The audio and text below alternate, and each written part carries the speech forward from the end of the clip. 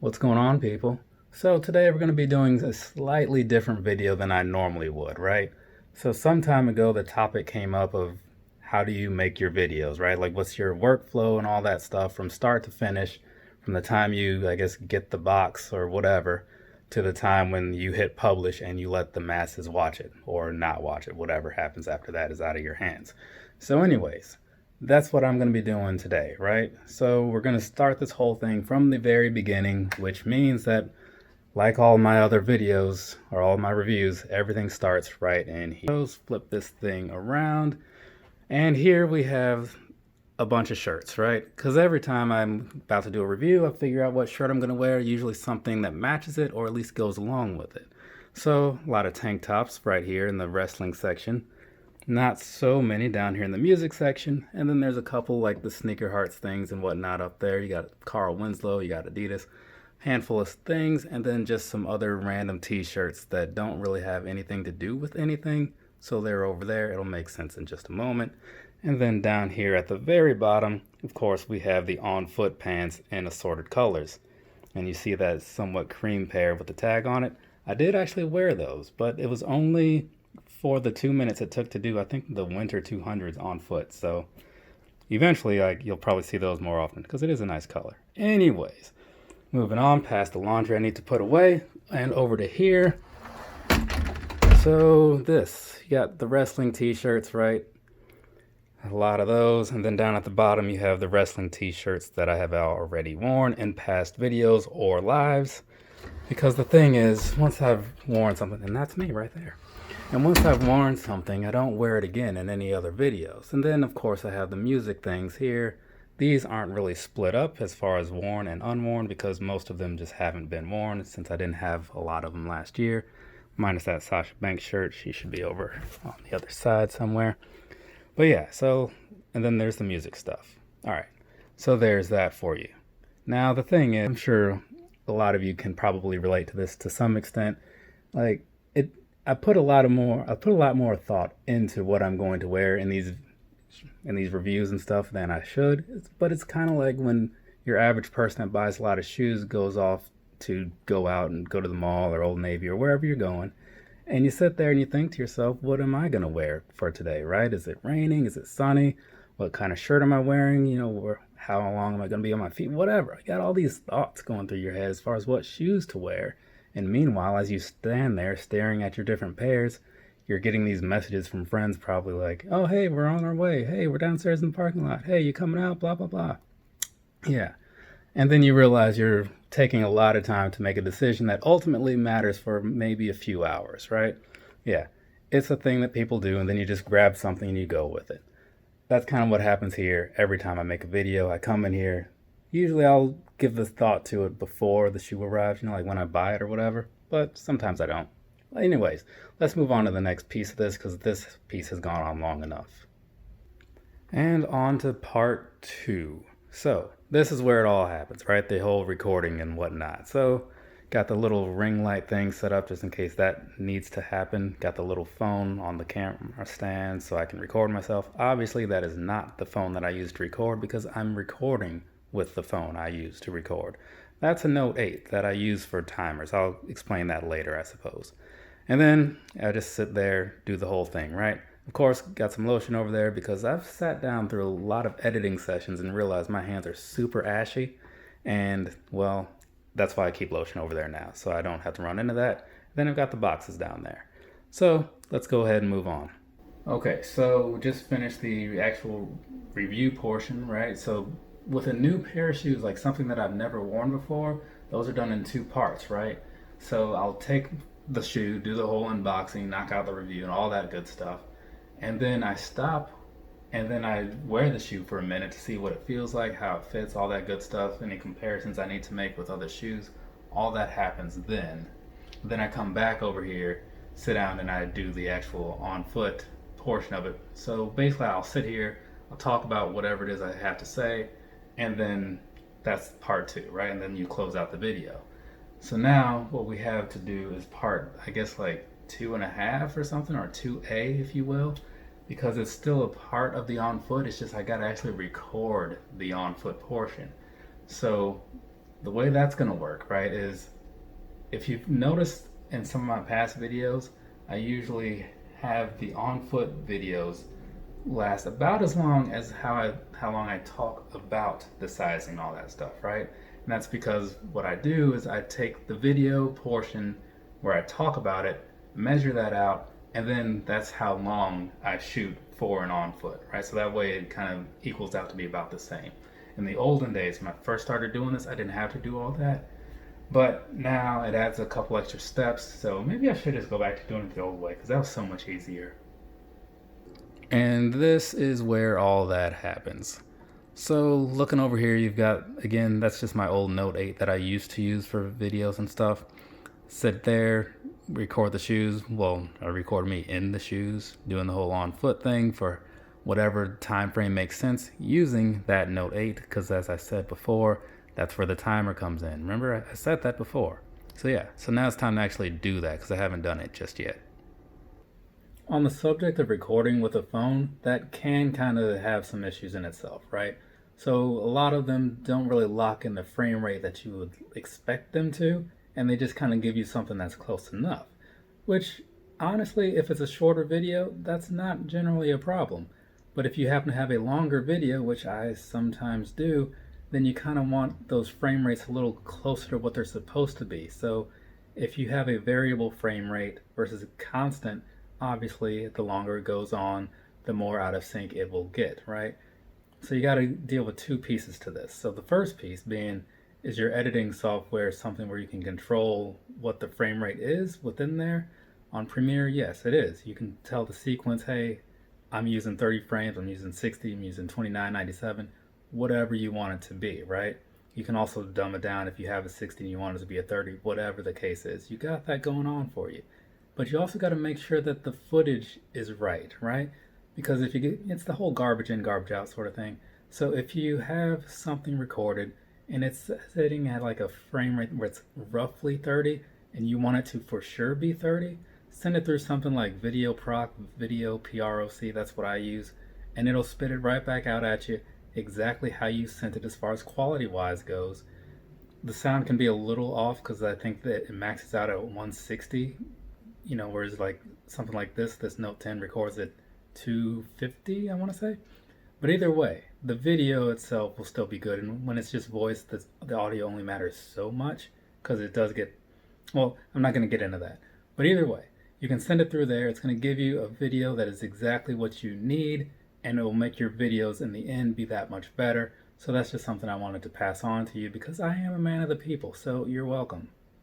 Okay, so now part 2A, whatever you want to call it, all that stuff, on foot things, that's all done, right? So now we're on to step 3. Doesn't have to necessarily be 3. I mean, you could do it early or whatever. Either way, the pictures. When I do my reviews, there's often pictures in there because I don't sit super close to the camera. So getting those details in the videos, the only way to truly make sure it happens is to put the pictures in there. I mean, I guess the other way would be to sit closer and do a better job of making the actual video, but I'd rather just not, honestly. So, around. So there, we get those things laid out, get them ready for all the shots. Of course, this guy's gonna give me a little hand here too. But anyway, so the way this whole thing was just basically going off of memory, trying to remember what all I said in the video and making pictures that go along with each thing, right? So that way I don't have to do this whole running back and forth like as I'm editing, because this happened, and trying to like come back here, make another picture, go back in there. I don't want to do that, but I've also gotten pretty decent over the time because everything's very much the same. It's making sure that whatever I said, I get the pictures the first time. So I'm doing all right. All right, let me go ahead and knock that out and I'll be back in a second. Okay, so if I'm keeping track, we just finished part 3, now we're on to part 4. And again, I say these numbers like they matter. They don't, right? Because a lot of this stuff can happen whenever I want to make it happen. So here's the thing though. I rely pretty heavily on cloud related things to make stuff easy for me, right? Sometimes it takes a little patience, right? But I'm not one to be in a hurry. You've probably picked up on that. So when I'm shooting all this stuff with the phone, one of the advantages is that through the powers and sorcery of Dropbox, what I shoot on this thing will pop up on the computer sooner or later, right? Because that's where I'm going to be doing all my editing. So meanwhile, while all that stuff is being transferred or whatever, I can do other things, which is usually where I go in and I take the pictures and stuff while the videos are uploading. And now the thing that I'm going to do next is the actual tags and all that good stuff for the video itself. Because the thing is, once you get your video out there, you want it to be found. More than likely, you want it to be found. So you got to have a title in there that makes some kind of sense. The description, it is what it is. You got to use some hashtags in there. Apparently they're starting to weigh the hashtags more than the keywords, so just little information for you. Throw one in the title as long as it doesn't make it too long, or two, or whatever. You can also put them in the description as well, but still use the keywords, obviously, because when people are typing in these certain phrases or whatever, like, I don't know, shoes up, sleeves down, Yeezy or something, which has been suggested to me in the past, you put that in there in hopes that if somebody types that magical phrase in, your video will be one of the ones that pops up first, right? And then hopefully you've got a thumbnail which grabs their attention. Speaking of which, I did the thumbnails along with like the other pictures. I didn't mention it, but that's how that works. So right now I'm going to go ahead and get my stuff typed up, and that way eventually when it's time to actually publish this thing, all that is just out of the way. Usually I do this part towards the end, but since I'm not in a hurry to get the videos transferred right now, I'm just going to do it now and wait that other thing out. So I'll show you how that whole thing works. Just give me a second. So one thing that I didn't mention when I was talking about like the cloud services that I use and whatnot, the Google Documents stuff, right? So I use Sheets and I use Documents because those are the two that seem the most relevant for me. So I use the Sheets because that one helps me keep track of the giveaways that I've done, how much money went to what person and for what reason, right? Because I like to keep a tally of that. Also, I can go back and check if it's like a gift card and make sure, hey man, you haven't used this gift card, just so you remember you do have that. I'm like, oh yeah, I forgot. So, stuff like that. And then on the document side, I use that because that's where I do my tags and stuff. So I'll type everything out so that way later I can just copy it, paste it to, the YouTube site and all that stuff. So the reason I use that though is because I get distracted easily, and I like to I might start something in one place and then I go somewhere else and then I can still just jump right back in. It's just really handy like that. So I'll give you an example real quick. So let me just flip this thing around. So right there you have the Google Documents as I have pulled up or whatever. I've got my my picture from the side of the box because I need information from that. And then I have the information from the Nike site because sometimes I like to refer to things over there. So over here you have, like I said, Google Documents, and I'll just use this as an example. Also, Seth Rollins over there. Seth freaking Rollins, if you will, if you want to use his whole name. It's when he won the title at WrestleMania 31. Anyways, so over here, as you click on this, click type or whatever, then you just start putting in your letters, and then it all shows up over there because it's a real seamless thing, right? So it's just really handy like that to be able to do that. So that's what I do. I sit down, I make my tags, and then it gets saved in here, and whenever it's time to actually upload them, I upload them. Well, not upload, but I copy and paste. So I guess we'll call this part 5 because I think that's as far as I've counted. Anyway, so I'm not going to get super deep into the editing, but basically I sit down here with this desk with all these stickers from old Warped Tours and whatnot, and I get to doing the things that I do. So this is kind of how that whole thing looks. Again, over here in my little Dropbox folder, I have all this stuff laid out. So starting with like the very beginning, I mean, you can't really see into all these because I'm not going to go too deep into it, but from the first review I did all the way down to wherever they stop, yeah, it's a lot of stuff in there. But, if I ever need to pull up an old project, I have it. And then over here, this is where it happens, right? So this dusty screen that for some reason still has the labels on the side of the monitor, I just never took it off, I guess. So that's kind of how this whole thing really looks. If you use Premiere, you know what I'm talking about. You got all this stuff going on down in there. On the side, I do a little bit, very, very little bit of adjusting for the colors, because if you take that off, let's see if this shows up. See how it just kind of looks a little washed out? You just got to adjust that a little bit. You can use the auto thing or whatever. That kind of helps. but you gotta and from there you just kind of tweak it out to however it makes sense. Same thing comes along over here with the audio. So for here, I have it adjusted to added 6 decibels, right? Because too much and it starts to become like noisy in a way. But when I use the noise reduction thing, and like the easy one anyway, it doesn't give me the results I like, because sometimes like the automatic things just don't do exactly what you want them to. And then over here you have all the stuff, all the pictures that I take. Make sure if they have the little icon, that means that I used them, and that's how I remember that I used all the pictures, so it kind of helps. But yeah, so that's it, and then I just export it. Eventually it finishes and goes into the Europe folder, which is where all the reviews go. So there's that for you. Even some things that weren't reviews like that will also pop up in there because I used it for some odd reason. And then they get uploaded. Again, this is all synchronized on the Dropbox thing, and it just goes up to the cloud from there and gets uploaded into YouTube, where it takes forever to process if it's 4K. If it's not 4K, you're looking at like no time whatsoever. But when it is, it's rough. And as a fun fact, the reason I use Europe is because years ago, many years ago, when I started doing videos in like 2005 or 6, I was like getting down to, all right, this is it. This is the final countdown. Let's make a folder here. And then like Europe came to mind, right? And I was like, oh, you know what? I'll just make a folder, call it Europe, and drop this stuff in there.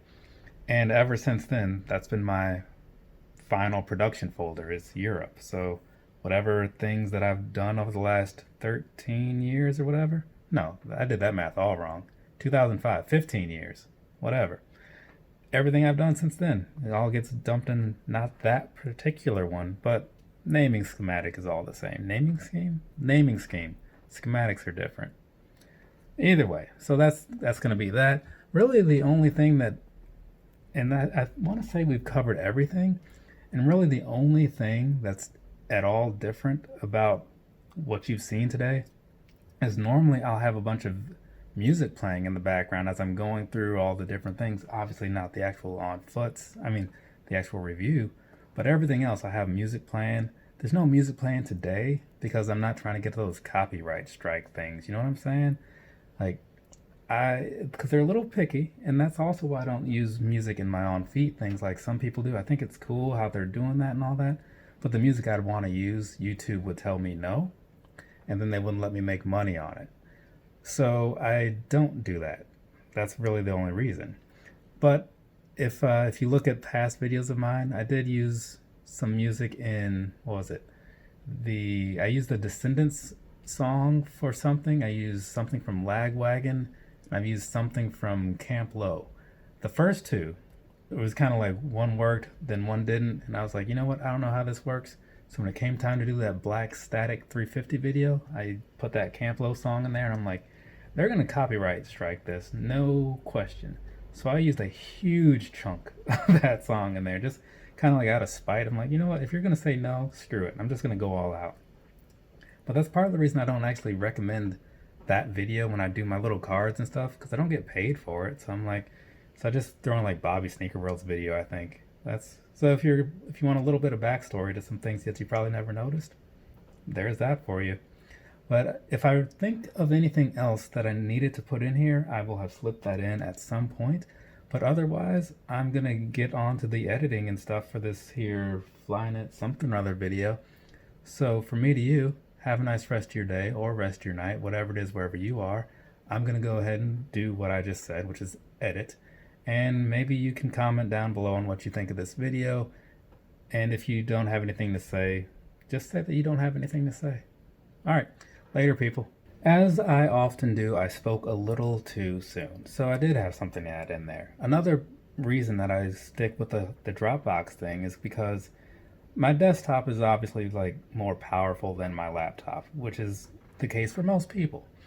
So what I usually do, once everything's all organized and whatever, I'll often do the editing on the laptop because I can sit there, I can watch wrestling or whatever and just do that. I mean, obviously there's a TV there, but it's different when you're in the living room. You can just look up and, there's the wrestling.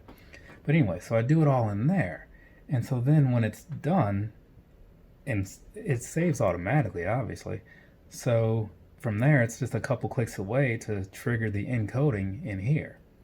And the way that will often work is sometimes if it's like a video I'm doing later in the day and I'm going live or whatever, usually what will happen is I'll get the encoding going like a little before, like while I start getting ready to go live, like, you know, set up, make sure like the lighting is right in there, all that good stuff. And then that'll usually finish like maybe right after the live starts. And so then as the people are getting in and the introductions are happening or whatever, I'll like be remoting into like this computer in here and like getting the whole thing sent over to YouTube. You know, it's a lot of multitasking going on over here.